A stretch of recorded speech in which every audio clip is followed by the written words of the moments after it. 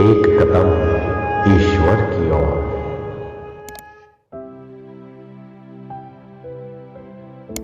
निर्वाण प्रकरण पूर्वार्ध 48वां सर्ग।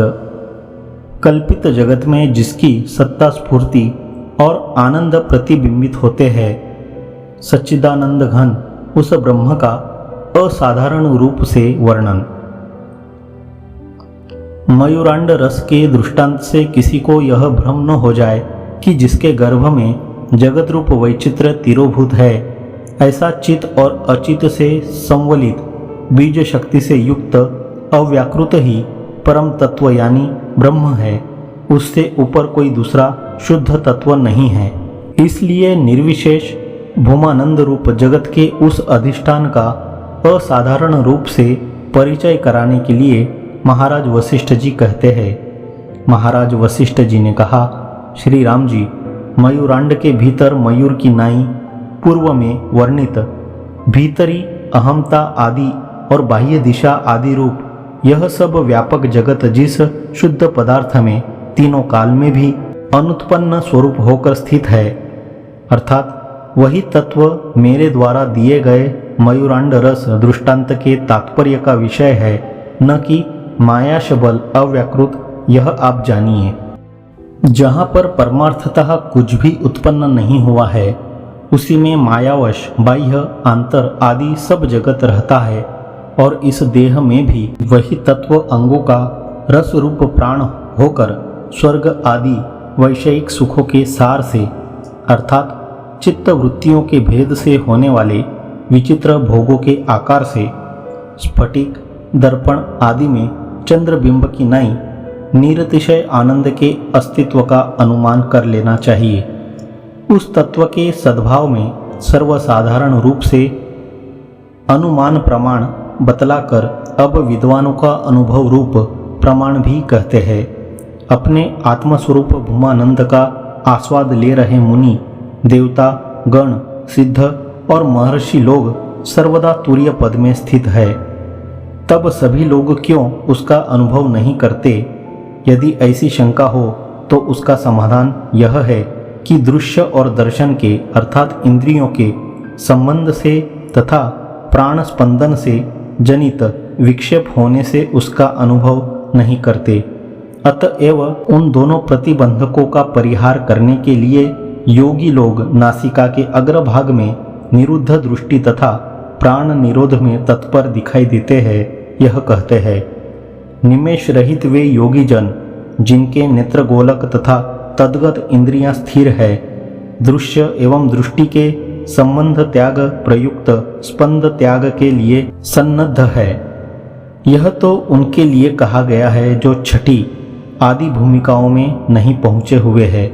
छठी और सातवीं भूमिका में पहुँचे हुए योगी लोग तो व्यवहार करते हुए भी पूर्व भूमिकाओं में प्राप्त हुए योगियों के समान आत्मसुख का सर्वदा ही स्वाद लेते हैं। यह कहते हैं, व्यवहार में निरत भी छठी आदि भूमिकाओं में स्थित जो लोग बाह्य विषयों में सत्यता की भावना तनिक भी नहीं करते, पूर्व भूमिकाओं में स्थित जो पुरुष विषयेंद्रिय संबंधों के परित्याग रूप समाधि में निरत है, चित्र लिखित देहधारियों की नाई जिनका प्राण स्पंदन नहीं होता और चित्र लिखित देहधारियों की नाई जिनका मन भी गतिशील नहीं रहता, वे सब उस अपने भूमानंद पद में जिनके की चित्त एवं चैत्य की आसक्ति का त्याग है, समान रूप से स्थित है।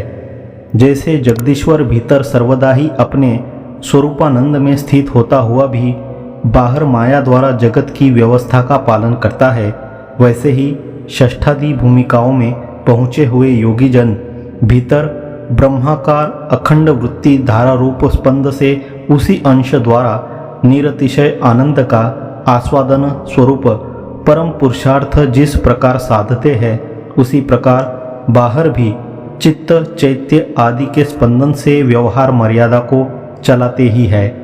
उन लोगों के व्यवहार में बाह्य विषयों में बुद्धि वृत्तियों का संगम होने पर भी त्रिपुटी में अभिव्यक्त हुआ निरतिशय आनंद रूप आत्मा उस प्रकार आह्लाद पहुँचाता है जिस प्रकार चंद्र किरणें वृक्षों के पल्लवों के भीतर घुसकर आह्लाद पहुंचाती है।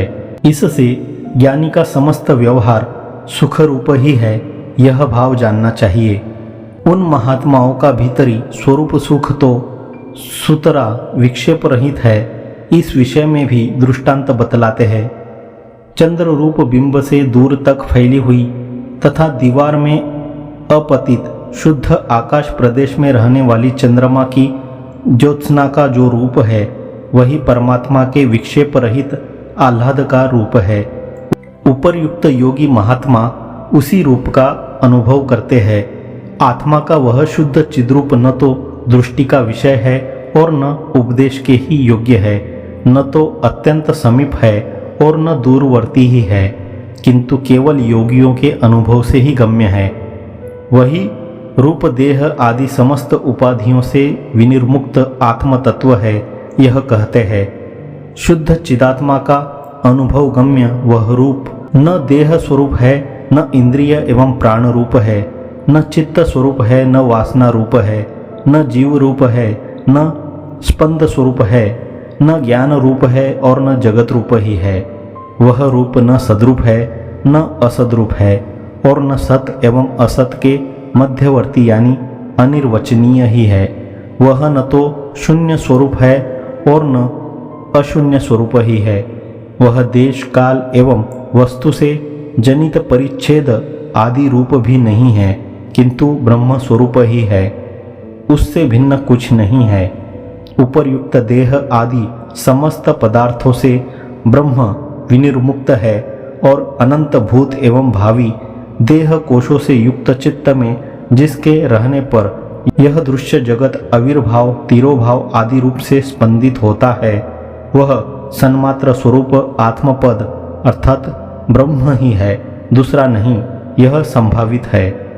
इसी प्रकार कार्य कारण से विलक्षण उसकी संभावना करनी चाहिए, यह कहते हैं।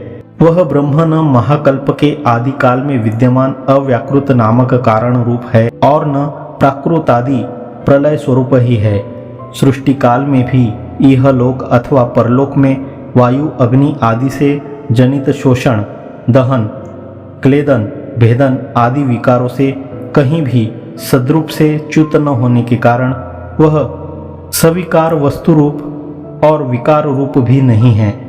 यदि शंका हो कि देहादि विकारों से उसमें अनुगत सद्रूप ब्रह्म का भी विकार क्यों नहीं होता, तो इस पर कहते हैं, ये हजारों देह रूप घड़े उत्पन्न होते हैं और नष्ट भी होते हैं, किंतु बाहर एवं भीतर व्याप्त इस आत्म स्वरूप आकाश का खंडन यानी नाश नहीं होता।